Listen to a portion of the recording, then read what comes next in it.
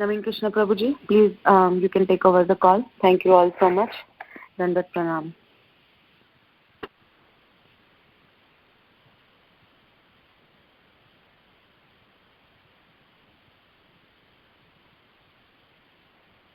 Hare Krishna Prabhuji.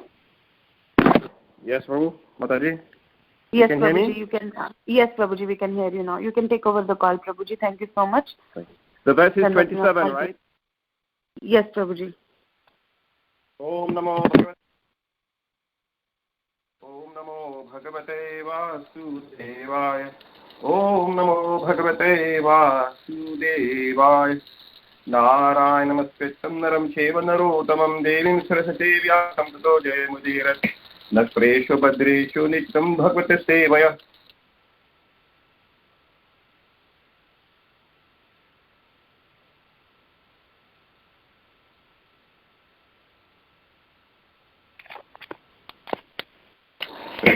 And text is 27.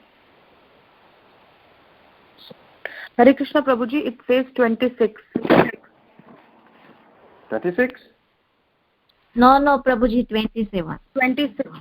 Yeah, you sent me 27, so... Yeah, no. It's 26 was yesterday. Yeah. Today. So, I'll give a short class today because I have some things to attend to. So, we'll read the report quickly. 27 is Etavan eva yogena samagrena yoginah yujyate bhimato he artho yad asangastu krishnaha kritsanasaha. Etavan eva yogena samagrena yoginah yujyate abhimato he artho yat asangastu kritsanasaha. Kritsanasaha. Shaha. One more time.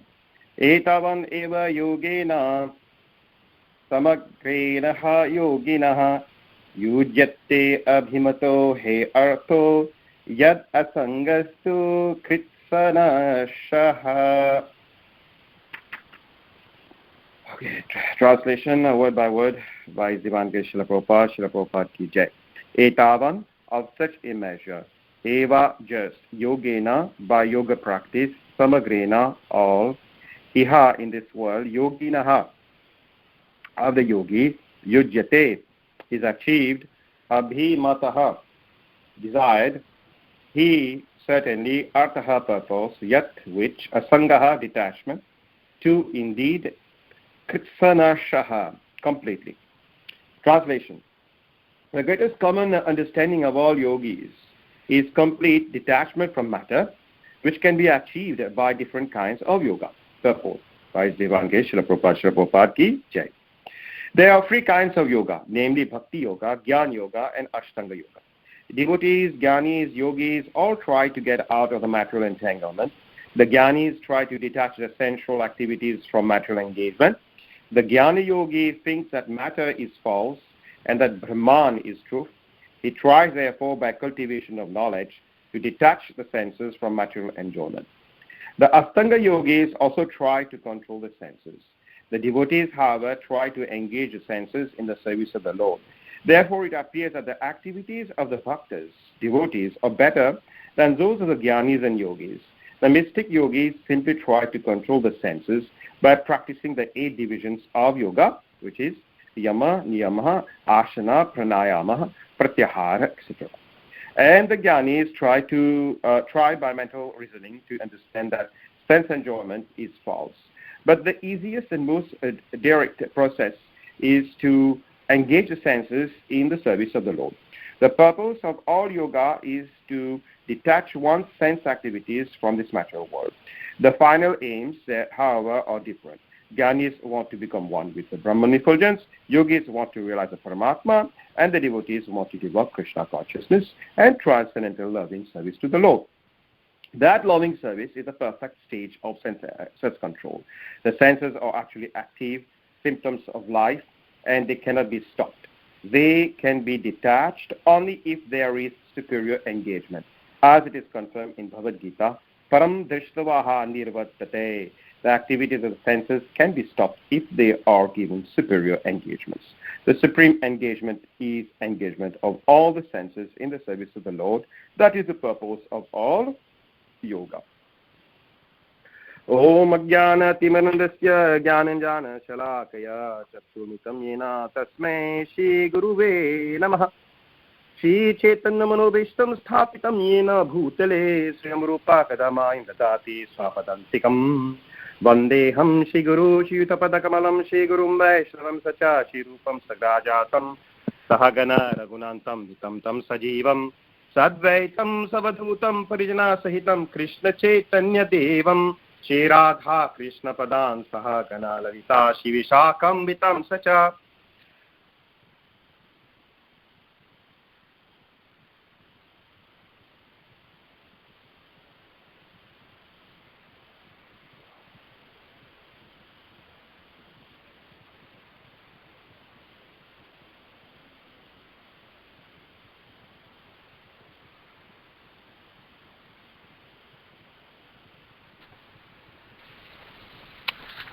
Yadvaitagara Shivashidi Gaur Bhakta Vrinda.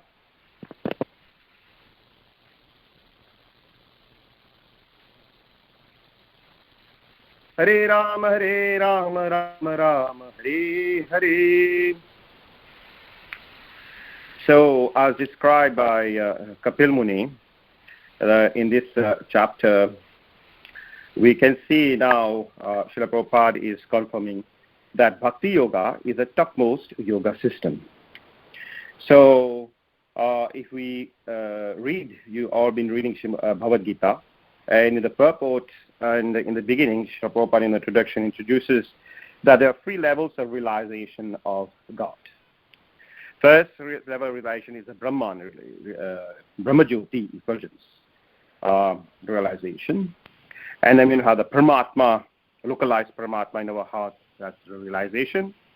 And then we have the Supreme Personality of Godhead, Krishna. And I always give this example of at night, if there is a vehicle coming from far away, we can see that we're not able to know what type of vehicle is coming on the road unless the vehicle approaches more clearer, more closer. So as the vehicle approaches more closer, then we can see the body, the shape, whether it is a truck or a automobile or a bike, whatever. So, and more closer, as it comes more closer, then we can see the person inside. So there are these 3 levels of realization can be compared to this example analogy that I gave. So in the beginning there's light, so we can just like be compared to the Brahman effulgence, all right? And then more closer, in reality, when that vehicle approaches, then we can see the shape, the form. So that can be related to the Paramatma, localized Paramatma realization. And at the last, we can see the person inside driving the car, whether it's a male body or a female body, and then that's the Supreme Personality of God realization. That's a complete realization. That's a nice type of example that can be given. If you go and preach about these 3 levels of realization, we say, yes, people have a bit stubborn. They say, oh, God is impersonal only. God cannot have a form. Some people will say like that. No, God is only in my heart. And then we as devotees, we understand that God can be manifested in all these 3 different levels of realizations. So that's the beauty of Bhakti Yoga. That's why Bhakti Yoga is considered to be the topmost yoga system, because we achieve that full realization of the Supreme Personality of Godhead. What are the different purpose of all different yogas, just like mentioned, as Prabhupada mentioned in the purport, that for the Jnanis, it's the Brahman effulgence. For the yogis, it's the Paramatma realization. And for the devotees in Krishna consciousness, it's the full realization of the Lord, the complete personality of Godhead. So, from the transformation, we can understand that the different elements, when we try to, when we analyze our body itself, we have the subtle body and the gross body. So if you remember, when we talk about the subtle body, we have the false ego, the mind, and intelligence.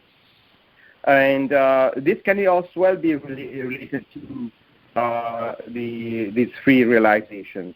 People who are not yet, the last snare of Maya is to be considered oneself as, Prabhupada will always mention that the last snare of Maya is to consider oneself to be God. And that happens because of the ego. So the false ego is the last thing that we can get. It's so difficult to overcome for the jnanis and the yogis. Because of that false ego, they identify, they don't accept an superior authority, and to be subservient to that authority because of that ego.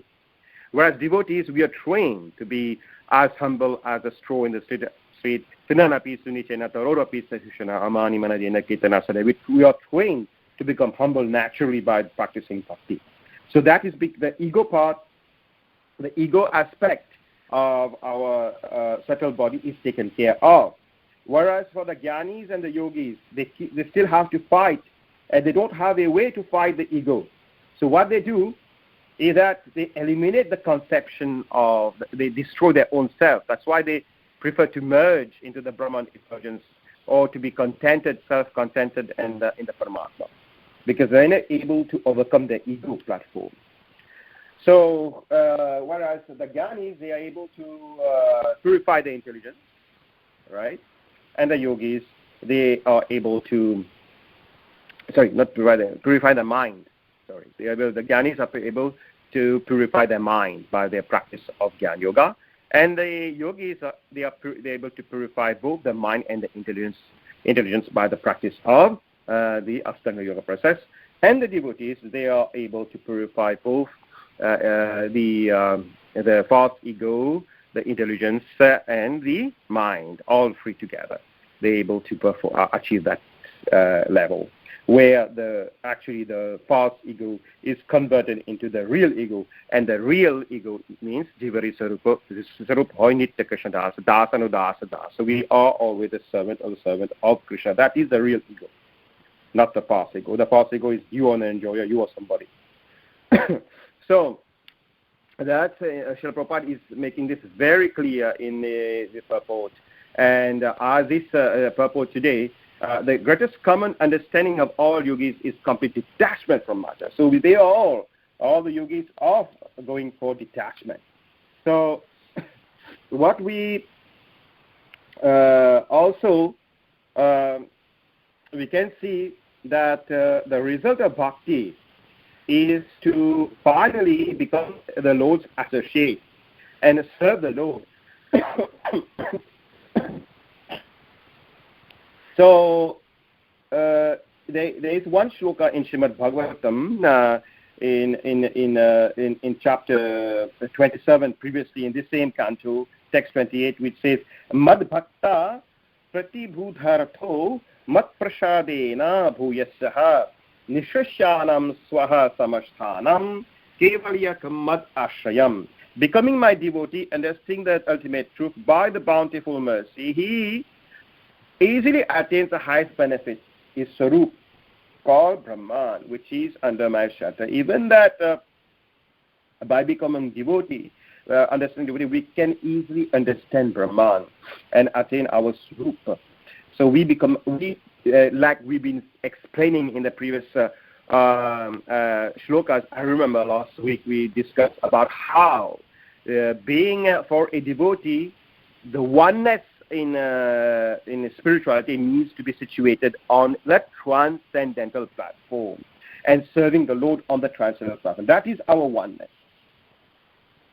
And the result of Gyan for the devotee is when the mind, for instance, our mind is completely absorbed in the service of Krishna. There was one brahmachari in Nectar of Devotion when he was offering food in his mind, for instance, and then his hands got burnt with the sweet rice. That's an example of how the mind is completely dedicated to the service of Krishna.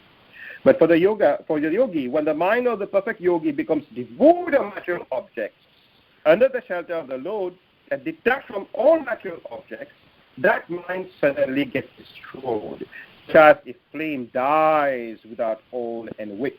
And that is explained in the verse 35, in chapter 28.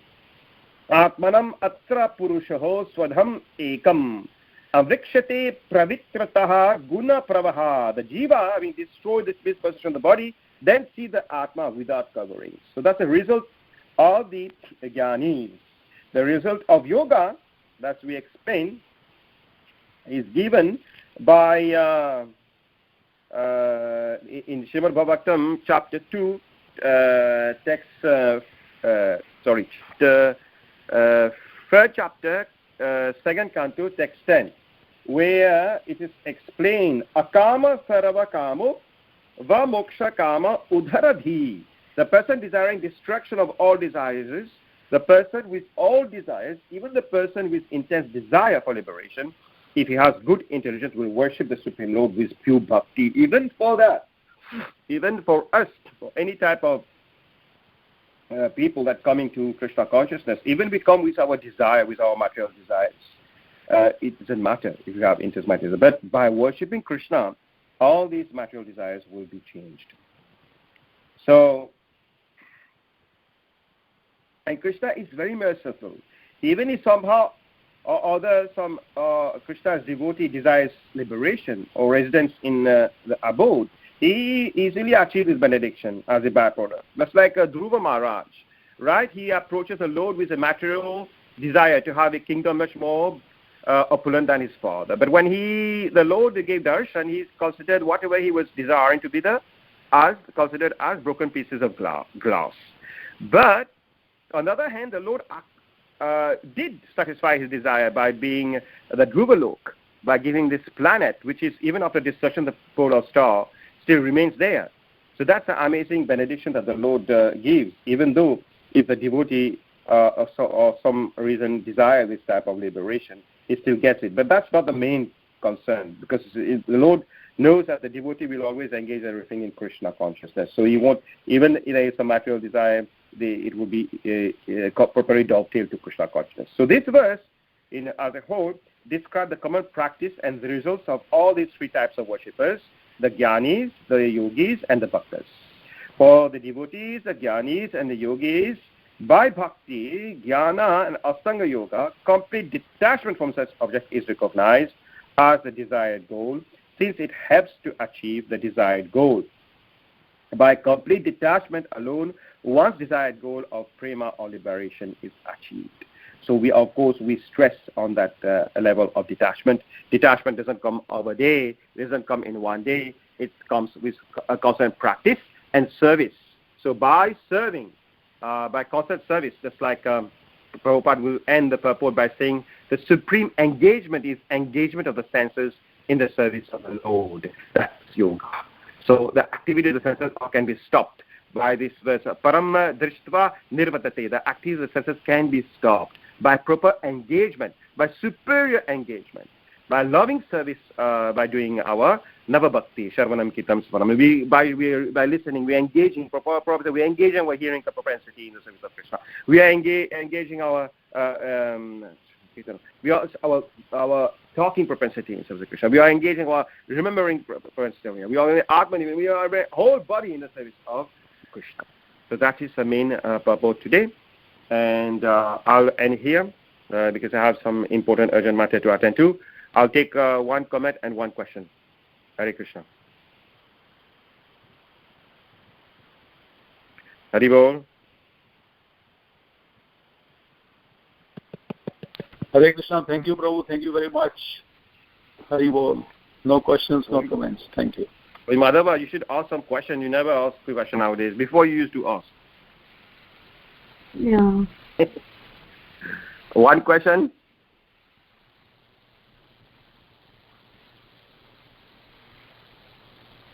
No question. If you guys don't ask me a question, I'll always ask you questions. So yeah, that would be yes. Mataji. No, Prabhuji, please you ask question. So I need an answer. If I ask question, I don't know what happened. Everybody is so quiet. yeah, I mean, you guys should.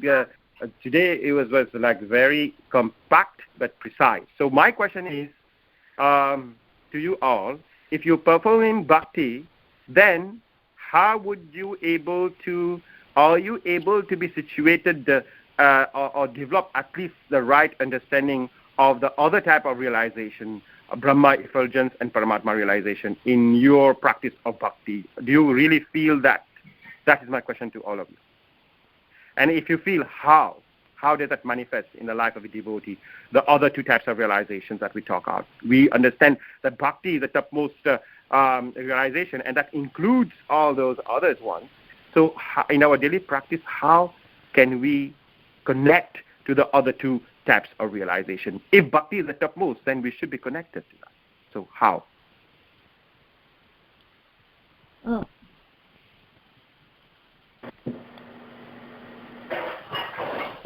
So, Prabhu, my answer is that Krishna says in Bhagavad Gita, then when somebody comes to him in the Bhakti Yoga, with the lamp of knowledge, he enlightens his heart. So it means that when we do Bhakti, we get the Gyan automatically, which is the Gyan of the purest form, not the mundane Gyan. And the Sat feature, also one gets, because when we are doing japa, it's almost like meditation. So I think a bhakta gets all the three realizations, including the topmost of Satchitananda. Thank you. Yes, Prabhu, thank you. We'll add more on that. Let me hear from other people. Any other person? Hare Krishna, Prabhu. This Sanil, please accept my visit. I think, so we often feel that, when we wish for something to happen and Krishna fulfills that, that means, in devotional matter, that means we are directly talking to Paramatma. So we often feel those kinds of things. So that means that our Bhakti Yoga practice is actually enabling us to realize the Paramatma realization as well. So that's my... Okay, very nice. Any other person?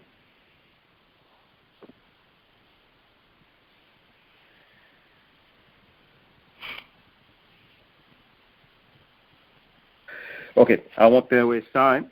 So before I go to that answer, I will refer you all to Bhagavad Gita, chapter 6, text 20 and 23. Okay, you read that text. It starts with Yatro pramate chittam nirudham yoga sevaya yatra chevatmanam pasyan atmani tushyati. There are 3 shlokas together. I'll read the translation. In the stage of perfection called trance or samadhi, one's mind is completely restrained from material mental activities by practice of yoga. This perfection is characterized by one's ability to see the self by the pure mind and to relish and rejoice in the self. This is the answer.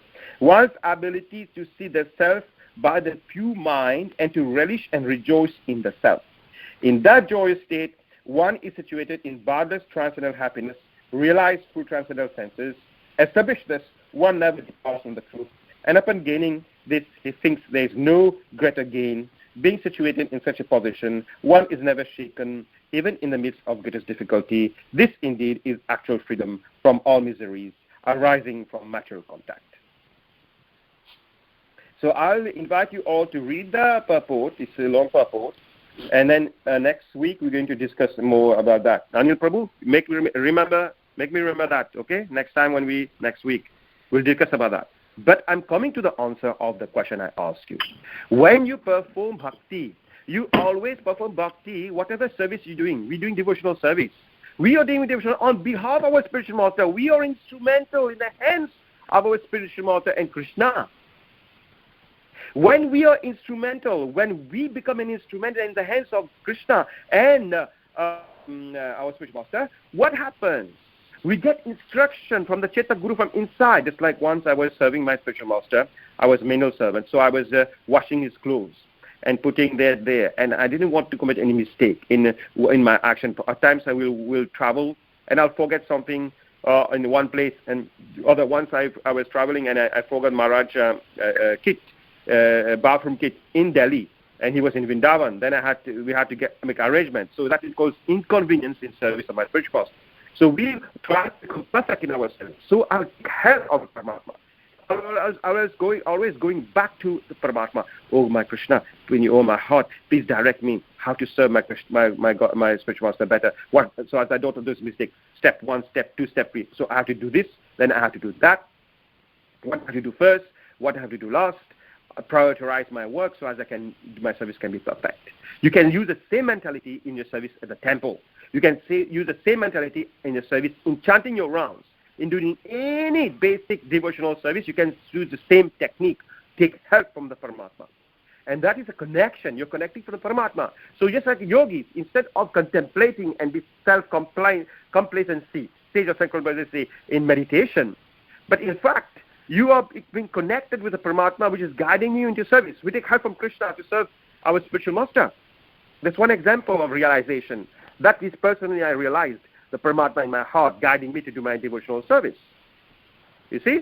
Now, the effulgence, Brahma effulgence interaction is more about when you chant your rounds. You can feel the vibration coming from the deities when you have darshan also. Because you see, Brahma effulgence is a light coming from the body of Krishna. So when you see the deities, or you have darshan, you can feel that effulgence coming. By the way, that Krishna is dressed so nicely, the effulgence is coming naturally. So that's one example I'm giving. Second example I give Paramatma, and the Supreme Personality of Godhead example we all know. Okay? We will discuss more next week. Thank you for listening. Yeah. And all glory to Srila Prabhupada.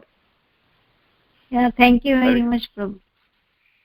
So we'll discuss more on next week. Okay? Hare Krishna, everybody. Please accept my humble obeisances. Manchaka Patrabhishta Kripa Sindhu Devshapatitanam Pavanebhyo Vaishnavyo. Hare Krishna.